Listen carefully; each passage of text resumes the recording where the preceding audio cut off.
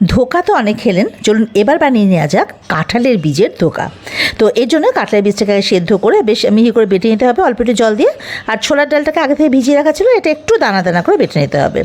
এবার কড়াইতে সর্ষের তেল গরম করে তাতে একটু হিং ফোড়ন দিয়ে ওই কাঁঠালের বীজ সেদ্ধ করা বেটে রাখা আর ছোলার ডাল বাটা দিয়ে অল্প নেড়ে ছেড়ে একটু নুন মিষ্টি দিয়ে ভালোভাবে কষাতে হবে যতক্ষণ না জলটা শুকিয়ে আসছে। কড়াই গা ছেড়ে এইভাবে করে বেরিয়ে আসলে এটা তেল মাখানো একটা পাত্রের উপর ঢেলে চেপে চেপে একটু চৌকো শেপ দিতে হবে।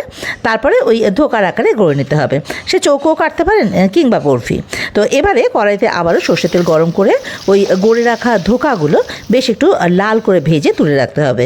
এবার ওই তেলে গোটা গরম মশলা, তেজপাতা, শুকনো লঙ্কা ফোড়ন দিয়ে দিতে হবে টমেটো বাটা, আদা বাটা, জিরের গুঁড়ো, ঝালের জন্য কাঁচা লঙ্কা কুচি, রঙের জন্য কাশ্মীরি লঙ্কা গুঁড়ো, নুন, হলুদ, মিষ্টি এগুলো স্বাদ মতো দিয়ে দেবেন, নুন মিষ্টিটা। এবারে ভালোভাবে মশলা কষিয়ে এই ঝোলের জন্য বেশ খানিকটা জল দিয়ে বেশ কিছুক্ষণ ফুটিয়ে নিতে হবে। ভালোভাবে ফুটে গেলে ঠিক নামানোর আগ দিয়ে ওই কাঁঠালের বীজের ধোকাটা দিয়ে দিতে হবে। ধোকা দেওয়ার পর কিন্তু আর বেশিক্ষণ ফোটানো যাবে না। এবার ঘি, গরম মশলা ছড়িয়ে দিলে রেডি আমাদের কাঁঠাল বীজের ধোকা।